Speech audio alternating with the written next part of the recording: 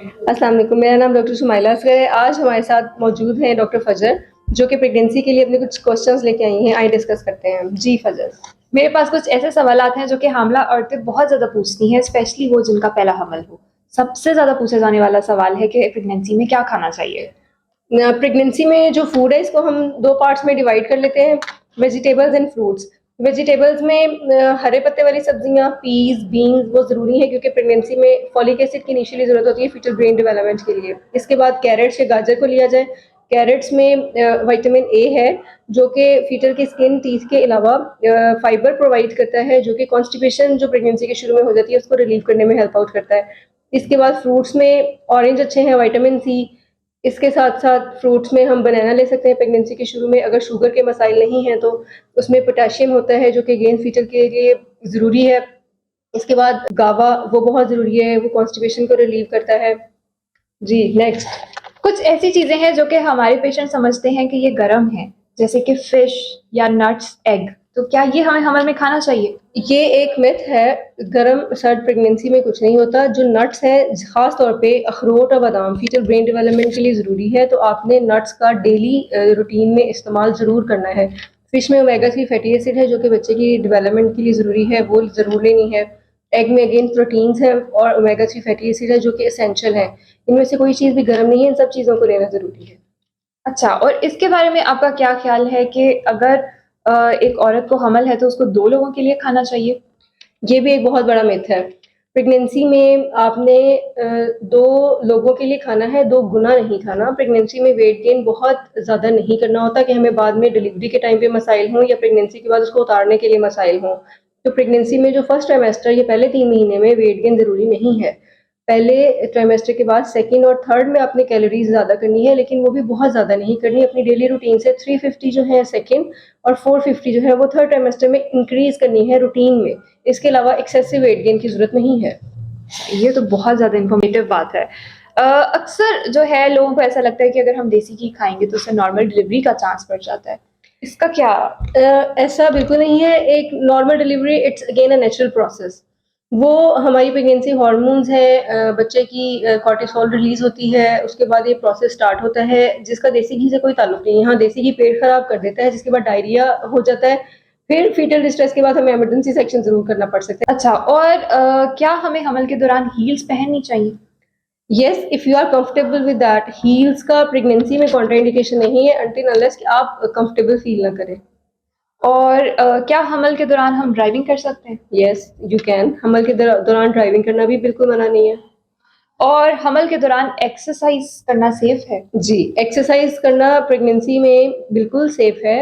Heavy exercise نہ کریں، weight lifting نہ کریں، لیکن روٹین میں آپ نے ایکسرسائز کرنی ہے.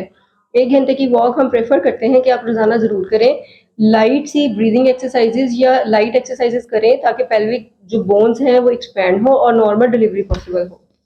اچھا، اور پریگنینسی کے اندر ہمیں کتنا ویٹ گین کرنا چاہیے جس کو ہم کہیں کہ یہ نارمل ہی کنسیڈر ہو؟ پریگنینسی کے اندر جیسے میں نے پہلے بتایا ہے کہ ایکسیسو ویٹ گین کرنا ضروری نہیں ہے. بچے نے اپنے نیوٹرینٹ جو ہیں وہ میٹرنل بلڈ سے ایکسٹریکٹ کر لینے ہیں. اس کے لیے ہمیں بہت زیادہ کھانے کی، بہت زیادہ ویٹ گین کرنے کی ضرورت نہیں ہوتی. ویٹ گین اگر ہم ایکسیسو کر لیں گے تو اوبیسٹی جو ہے نارمل ڈلیوری ہونے کو مشکل کر دیتی ہے، اس لیے بہت ایکسیسو ویٹ گین نہیں کرنا. اچھا، میرے پاس ایک بہت زیادہ انٹرسٹنگ سوال ہے جو مجھ سے ایک پیشنٹ نے پوچھا تھا. کیا بہت زیادہ بیٹھنے سے یا آرام کرنے سے بچے کی پوزیشن الٹی ہو جاتی ہے جس کو ہم بریچ کہتے ہیں؟ ایسا بالکل نہیں ہے. بچے کی جو ایک نارمل پوزیشن ہے وہ ہیڈ ڈاؤن پوزیشن ہے جس کو کفیلک کہتے ہیں. اگر وہ بریچ ہے، ہیڈ اپ ہے اور اس کا باٹم ڈاؤن ہے تو اس کی اپنی کی وجوہات ہیں جس کے بارے میں ہم ایک ڈیٹیل ویڈیو کریں گے. اس کا زیادہ بیٹھنے سے کوئی تعلق نہیں ہے. جو ورکنگ لیڈیز ہیں جن کو بینکس میں یا جو بھی اپنا لیپ ٹاپ پہ کام کرنا ہوتا ہے ان کو بیٹھنا پڑتا ہے، ایسا بالکل نہیں ہے کہ ان کے بیٹھنے کی وجہ سے پوزیشن جو ہے وہ خراب ہو گئی ہے. یہ ایک میتھ ہے. اچھا، اسی سے ایک اور سوال آیا میرے ذہن میں کہ ہمیں پریگنینسی میں بیڈ ریسٹ کرنا چاہیے بہت زیادہ؟ پریگنینسی جیسے کہ میں نے پہلے بھی کہا it's a normal phenomena, it's not a disease. اس کے لیے بیڈ ریسٹ ضروری نہیں ہے. ہاں آپ کو جیسے میں نے پہلے کہا ہے اگر نلوں میں کھچاؤ ہے، درد ہے یا آپ کو تھکاوٹ فٹیگ محسوس ہو رہی ہے تو you can take rest but not on bed rest. آپ واک کریں، اپنی ڈیلی روٹین کے کام کریں، جہاں ضرورت لگے آپ انکمفرٹیبل فیل کریں تو یو میں take rest for a while. اچھا، اور کیا پریگنینسی میں پین ہونا نارمل ہے اور ہمیں کس پوائنٹ پہ پتہ چلے گا کہ اب ہمیں یہ اس پین کے لیے ڈاکٹر کے پاس جانا چاہیے؟ प्रेगनेंसी में ये मैंने पहले भी डिस्कस किया था, प्रेगनेंसी में राउंड लिगामेंट स्ट्रेचिंग होती है. पेशेंट्स हमें कहते हैं कि नलों में दर्द है, खिंचाव है. नलों में दर्द, खिंचाव, it's due to round ligament stretching, जो कि जैसे ही वेट गेन होता है, यूट्रस एक्सपैंड करती है, तो वो एक नॉर्मल चीज़ है. उसके लिए आपको बहुत ज़्यादा मेडिकेशन की ज़रूरत नहीं होती. हाँ, अगर आपको ऐसी दर्द जो कमर से आगे को आए, फ्रीक्वेंट हो, हर 2-2 3-3 मिनट के बाद हो, then you can consult with your doctor. ठीक है. और प्रेगनेंसी में बेस्ट स्लीपिंग पोजीशन क्या होनी चाहिए?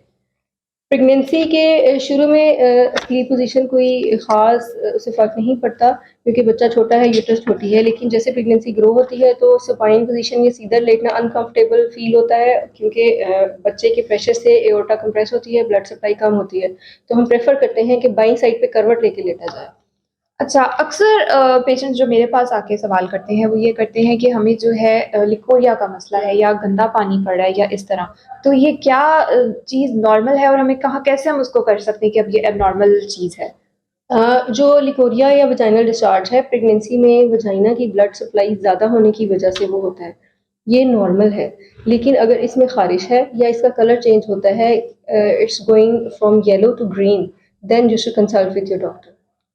अब एक ये थोड़ा-सा रेयर सवाल होगा, हमारी सोसाइटी में इतना कॉमन नहीं है, लेकिन फिर भी लोग पूछते हैं कि स्मोकिंग या जो हुक्का जो लोग पीते हैं, तो वो हमें कंटिन्यू रखना चाहिए?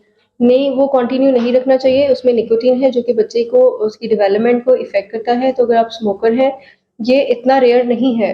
हमारी पेरिफेरी में बहुत सारी ख़वातीन इसको यूज़ करती हैं, तो हमें इसको डिस्करेज करना है. जैसे ही आपको पता चले कि आपको प्रेगनेंसी है, आप इसको डिसकंटिन्यू कर दें. अच्छा, एक आखिरी सवाल है और लेकिन ये सबसे ज़्यादा पूछा जाने वाला सवाल है कि क्या शौहर से मिलना प्रेगनेंसी के दौरान सेफ़ है?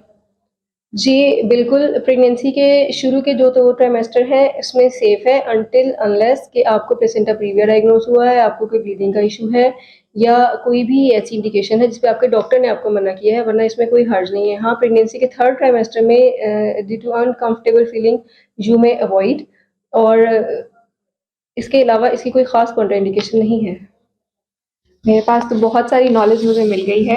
अभी के लिए इतने ही सवाल थे, तो नेक्स्ट वीडियो में इंशाल्लाह हम प्रेगनेंसी के बारे में और सवालात लेके आएंगे, उनके जवाबात लेके आएंगे. थैंक यू फजर. Thank you.